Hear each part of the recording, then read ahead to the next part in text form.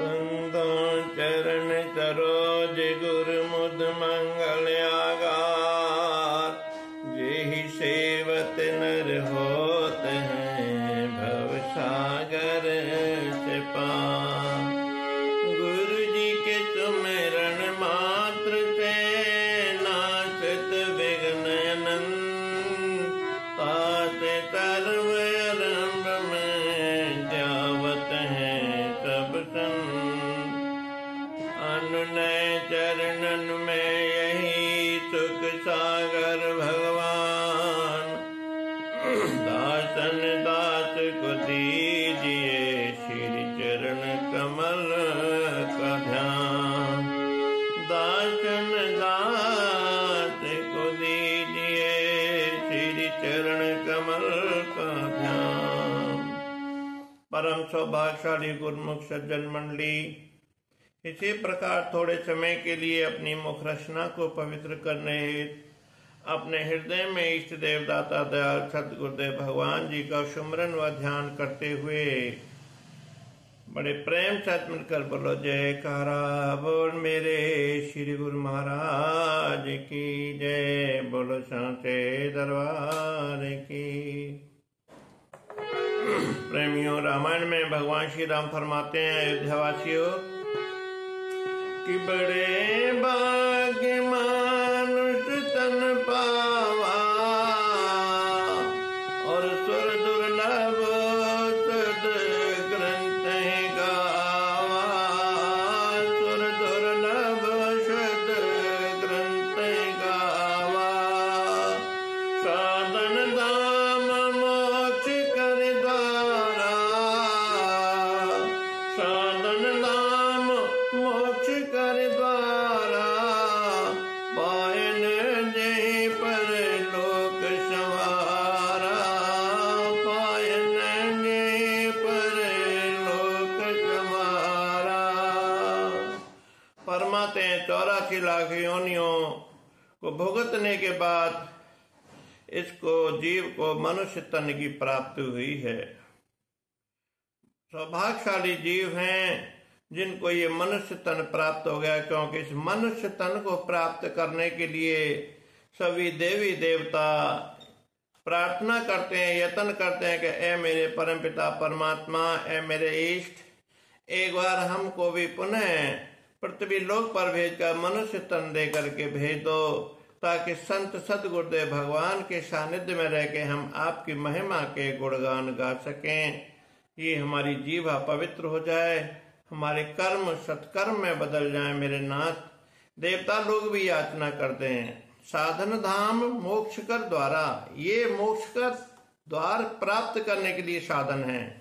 मनुष्य तन जो है मोक्ष की प्राप्ति के लिए ये एक यंत्र है, साधना है, जो कि सदगुरुदेव भगवान ने आकर के अपने विद्यालय में हमको वो ज्ञान की पढ़ाई पढ़ाते हैं। उस परम तत्व परमात्मा का जो निराकार रूप है और साकार रूप में आकर के स्वयं सदगुरुदेव भगवान ने निराकार परम ब्रह्म परमात्मा का उपासना करा करके उसका हमें ध्यान करा के उसकी तत्व को प्राप्त कराना चाहते हैं।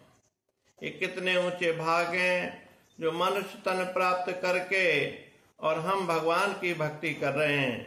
तो महापुरुष फरमाते हैं कि अगर इस मनुष्य तन को प्राप्त करके भी अगर तूने मालिक की बंदगी नहीं करी, भक्ति नहीं करी, तो फिर हाथ मल मल करके पछताएगा और रोएगा अंत समय पर, फिर कुछ तेरे हाथ आने वाला नहीं। महापुरुष फरमाते हैं कि फिरत फिरत बहु जुग हार्यो मानस देह लही, नानक कहत मिलन की वरिया सिमरत का नहीं। गुरु नानक देव महाराज जी फरमाते हैं कि जुग बीत गए, तुझे थक गया, हार गया, 84 लाख योनियों में घूमते घूमते घूमते घूमते तब जाकर के तुझे ये मनुष्य तन प्राप्त हुआ है, मानव देही प्राप्त हुई है। फिर इसको प्राप्त करने के बावजूद भी कि नानक कहत मिलन की बरिया, ये जो तेरी बारी है वो कौन सी बारी है? कहते हैं ना कि भाई मेरा नंबर आने वाला है, अब 6वां नंबर है, 5वां नंबर है, 10वां नंबर है, मेरी बारी अब ये है, तो गुरु नानक देव महाराज के ये तेरी बारी है मनुष्य तन प्राप्त होने के बाद।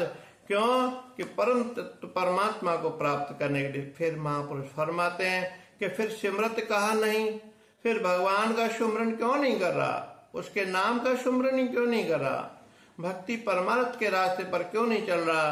संत महापुरुष दिन रात अथक परिश्रम करके अपने कोमल तन पर इतना कष्ट झेल झेल करके हम जीवों के कल्याण के लिए दिन रात परिश्रम कर रहे हैं, मेहनत कर रहे हैं। किसके लिए? केवल हम जीवों के लिए। फिर भी अगर हम उस परम तत्व परमात्मा को प्राप्त ना कर पाए फिर क्या लाभ हमें। महापुरुष फरमाते हैं कि नरक स्वर्ग अपवर्ग नितैनी, नरक स्वर्ग अपवर्ग नितैनी, और ज्ञान वैराग्य भक्ति सुख देनी, ज्ञान वैराग्य भक्ति सुख देनी। सोतन दर हर भजन जे नर, सोतन धर हर भजन जे नर, होए विचरत मंद मंद तर, होए विचरत मंद मंद तर। कांच की रच बदले कटले, कांच की रच बदले कटले, और करते डाले परस मन देहि, करते डाले परस मन देहि। नरक स्वर्ग अपवर्ग निशैनी।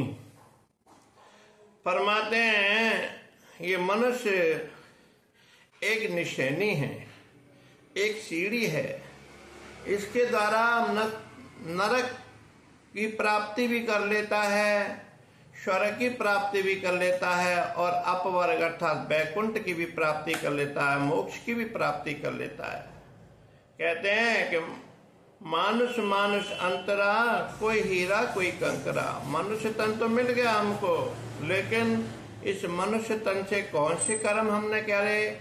तो महापुरुष फरमाते हैं मनुष्य तन मिलने के बावजूद भी नरक का सामना कर रहा है मनुष्य, और इसी मनुष्य तन को प्राप्त करके महापुरुषों की वाणियों सुन करके, सत्य शास्त्र को समझ करके, सतपथ पर चल करके, और वो स्वर्ग की भी प्राप्ति कर रहा है। स्वर्ग की प्राप्ति कैसे होती है? दान पुण्य करने से होती है, यज्ञ करने से होती है, हवन करने से होती है, अच्छे अच्छे शुभ कर्मों करने से होते हैं, तो उसको स्वर्ग की प्राप्ति होती है। और अपवर्ग, अपवर्ग कहते हैं वैकुंठ धाम, जो कि इससे ऊपर और कोई सीढ़ी है ही नहीं। मोक्ष की प्राप्ति होती है। ये कब होती है? कि सतगुरु की शरण में आकर के, उनकी श्री आज्ञा में रह करके, और उनके बताए हुए रास्ते पर जब ये चलता है तो ये जन्म मरण के चक्कर से खत्म हो जाता है। जन्म मरण के चक्कर में नहीं पड़ता, फिर ये केवल केवल प्रभु के धाम में ही जाता है। कि सोतन धर हर भजय न जे नर। महापुरुष फरमाते हैं कि इस मनुष्य तन को भी प्राप्त करने के बाद अगर उसने परमात्मा के भजन का सुमरन नहीं किया, तो कहते हैं होए विषय रत मंद मंद तर। विषयों में धीरे धीरे धीरे धीरे वो अपने आप को खत्म कर लेता है। भोगों में, कामनाओं में, इच्छाओं में जो पशु योनि कर्म करती है, उसी कर्म को ये करता रहता है और अपने आप को नष्ट कर लेता है। कांच किरच बदले सठ ले ही। इसको मूर्ख ही कहेंगे, जो कि कांच किरच के बदले में ये इससे जो हीरे लेना चाहता था, इसे कांच खरीद लिया इसने, किरंची बदल ली। करते डार परस मन दे ही, और पारस मणि को छोड़ दिया इसने। तो इससे ज्यादा मूर्ख और कौन होगा। यही महापुरुष हमको दिन रात समझाते हैं कि भैया इस मनुष्य तन को प्राप्त करके, अर्थात उस परम तत्व परमात्मा की प्राप्ति कर ले। क्यों कि मालिक के सिवाय और कुछ प्राप्त नहीं होगा तुझे संसार में, सब कुछ यहीं खत्म हो जाएगा। संसार में जितना भी पदार्थ हैं, कोठी हैं, बंगले हैं, धन है, दौलत है, पति है, पत्नी है, पुत्र है, धन दौलत, मकान, कोठी, बंगले सब यहीं के रह जाएंगे। साथ केवल क्या जाएगा? केवल मालिक की भक्ति जाएगी, बंदगी जाएगी। कि साथ न चाले बिन भजन विखिया सगरी छार, हर हर नाम कमावना नानक ये धनसार। संसार में कुदरत ने दोनों प्रकार की चीजें पैदा कर दी हैं। क्या? हमेशा रहने वाली, कायम रहने वाली सत्य वस्तु वो क्या है? वो मालिक की भक्ति है। केवल मालिक का सच्चा नाम है। और झूठी चीज जो है वो दुनिया के नश्वर पदार्थ हैं। ये नहीं रहने, ये साथ नहीं जाएंगे, ये सब यहीं के यहीं पड़े रह जाएंगे।